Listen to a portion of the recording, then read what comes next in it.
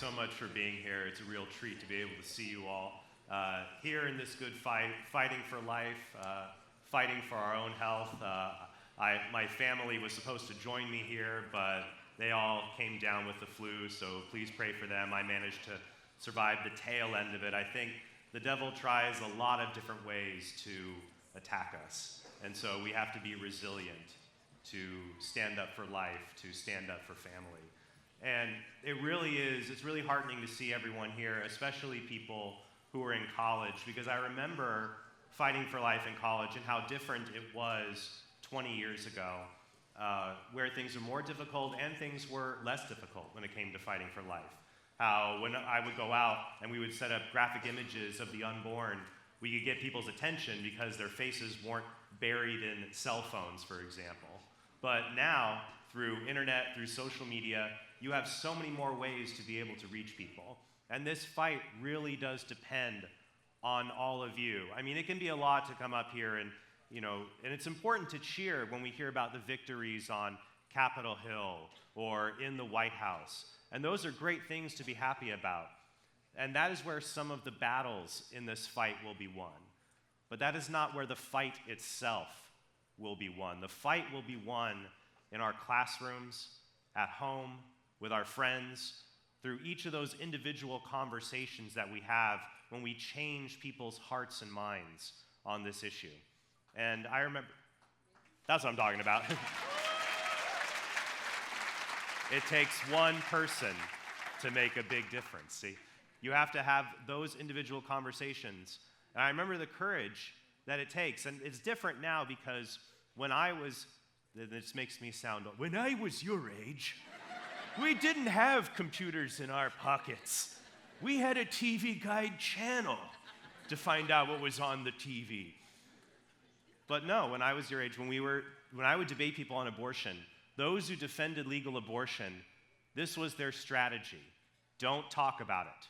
Don't talk about it, don't talk about it, don't mention it. We won. We've won, we got everything. We risk everything if we talk about it. We have nothing to gain by debating or discussing this issue. And I was begging pro-choice advocates to engage me in public debates. And the professional ones would never do that. They were absolutely opposed to that. And it's not just the professional advocates, they're colleagues, they're people who cooperate with them in academia. Everyone from the top to the bottom had the same viewpoint, just don't talk about it. I remember when I was in college, my sophomore English composition class, we had to write a final argumentative paper. And they said, oh, by the way, no papers on abortion. I always thought it was a little suspicious. That's the one topic we're not allowed to talk about and give a presentation on to the class. We had to write a paper and give a presentation to the class. Teacher said, nothing on abortion. I said, okay, sure. I'll just submit a new topic. So I decided to write a paper on what is a person. So you have to find ways to be creative.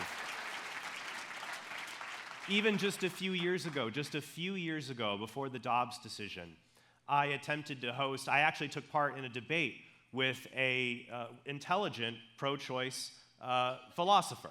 Now, obviously, you can't be that intelligent if you defend legal abortion, but he's an astute individual. He's someone who understands logic. He's not just going to use the same brain-dead argument, so he'll use something more sophisticated. And so we were scheduled to have a debate at Emory Medical Center, at Emory University at their medical college. And we reached out, the pro-life group wanted to set up the debate, and they reached out to the pro-choice club to co-sponsor the debate. And we had my debate opponent privately reach out to them to ask the co-sponsor. And they said, no, this is not up for debate. But now things have changed. Now that the Dobbs decision has unfolded, I knew a lot of pro-life advocates had come to me and they said, I'm depressed, we lost on this ballot measure, I'm depressed about that. And I said, look, you poked the bear in the eye. What did you think was going to happen? Okay, winning the fight doesn't mean that you don't get punched. It means you don't stay down after getting punched. You know who taught me that? Rocky. So that's what you gotta do. You gotta be winners. You're not losers, you're winners. You're gonna go out there. I gotta stop before I get sued for copyright infringement, but But that's the importance that when you go out, and when you go out on campus, you'll experience setbacks. It's easy to get really razzed up being here, and then you'll go and you'll invite a pro-life speaker. 5 people will show up to hear the talk. You'll schedule an event and find out you have to pay a $5,000 security fee that no other club has to pay. If they tell you that, though, talk to the Alliance for Defending Freedom, because you'll have a wonderfully lucrative lawsuit on your hands if they try to do that. They did that to us at Arizona State University many years ago and paid a dear price for that. So just remember, there will be setbacks, there will be difficulties, but you need to go out and be able to speak to others. I'm going to have a whole session after this on how to talk about the issue of abortion. I will give you one bit of advice here when you go. The number one way that we win is to do the opposite of what the other side does. The other side wants to talk about anything but what the unborn are. They'll talk about religion. They'll talk about politics. They'll talk about any kind of ad hominem argument against us. Oh, if you care about the unborn, why won't you vote for this policy proposal, this program to help the poor? And they'll try to distract us. But the number one thing we must always go back to is, what are the unborn? No matter what. Always go back to the question, what are the unborn? If the unborn are not human beings, abortion needs no justification. But if the unborn are human beings, then abortion can't be justified. One time I was at UC Berkeley doing a debate, and I was excited to go there because they just had this big protest for Ben Shapiro, and they, set things on fire, and there was security, and as a speaker, you're always comparing yourself to other speakers. And then I show up like, oh, is there going to be a big campus uproar? Trent Horn is here, and there's nothing.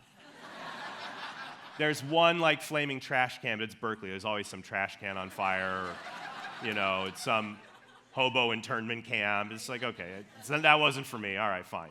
Then I go and I do the debate. I remember a woman in the audience asked me, Mr. Horn, what about a woman who lives in Africa and she's got 2 kids and she can barely feed them and she's pregnant? Doesn't she need abortion? I'll tell you this, you're going to lose if you talk about foreign aid, international adoption, anti-poverty measures. If you go down that rabbit trail, you're going to lose. Instead, stay on the one question, what are the unborn? And I said, you know what, I agree with you.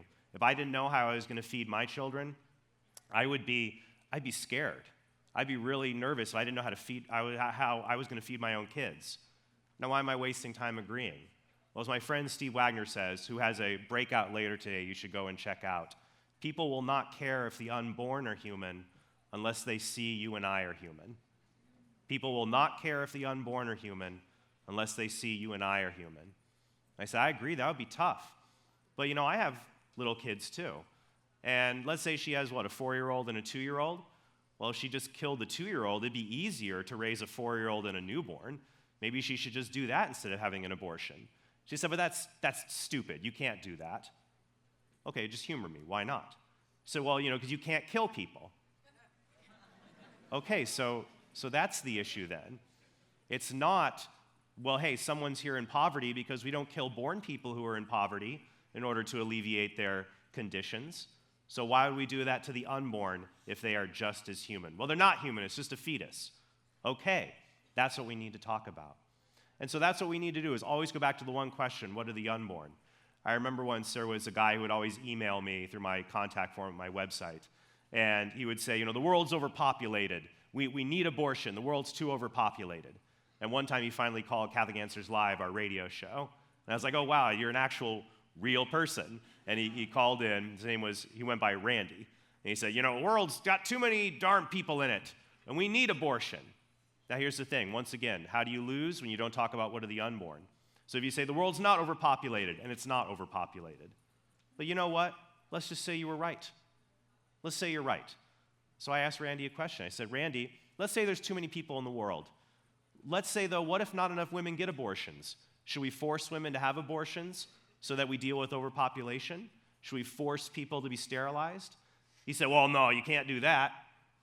And I said, well, humor me. Why not? He said, because you can't violate people's rights. Okay, so that's the issue then. It's not about overpopulation. If we would not force a woman to have an abortion in order to alleviate overpopulation, we should not force a child to be aborted for the same reason. Well, it's not a child, it's a fetus. Well, what is a fetus? and then the conversation proceeds. But now it's much more productive because we're in the winning territory the other side absolutely doesn't want to talk about. You saw Charlie Kirk up here today. How many of you saw him on Jubilee shutting down 25 liberals, especially on the issue of abortion? Watch that again. And you see where Charlie's able to dunk on them by going back to the question, what are the unborn? Who saw Lila Rose on Jubilee? And notice what her interlocutors kept saying. They said, I don't want to talk about the science. I don't want to talk about the fetus. Yeah, I know you don't want to talk about it because when you do, you lose. So we're going to talk about it. And there's nothing that you can do about it. You don't have to applause for that. So, but if you want to learn more about how to discuss this issue, we had some generous underwriters donate to you in your tote bags a copy of my book, Persuasive Pro-Life. All right? This is the book that I wish that I had had when I was doing a pro-life group at Arizona State University 17 years ago when I was there fighting for the unborn, making sidewalk chalk for the unborn memorials that would suspiciously get hosed away just after a few hours, and going out, setting up cemeteries for the unborn, memorials to the unborn that the opposing side would go and pick down. Always be setbacks, but you cannot give up. This book will equip you in how to engage all of the arguments you'll come across on campus, and it's been donated to you for free. So if you would like to pay the message forward, you can go to shop.catholic.com. That's shop.catholic.com. You can order these in bulk for your clubs. You can get them for $3 a copy. You can get a case of them for 20 of them, I think, for $60, and just read it together as a group. And you'll learn how to master the arguments and then go out, start those conversations, and then also train other people on your campus, and they'll do the same. And that is how we will win, by training others who train others to have that multiplying effect to create a culture of life. I'll also be available to sign your book if you like that. During the lunch hour, we have our Catholic Answers booth out there. And we have these free copies. We have a smaller booklet you can get at shop.catholic.com. You can give these away on campus. It's called Why We're Pro-Life. These are very inexpensive. It's just a short, non-religious case for the pro-life position that you can hand out to anybody. So I would definitely recommend that to also have in your arsenal. You can get free copies of that at our booth, so please go and check that out. And if you want, I'll have my seminar after this at 11. But thank you guys so much for being here.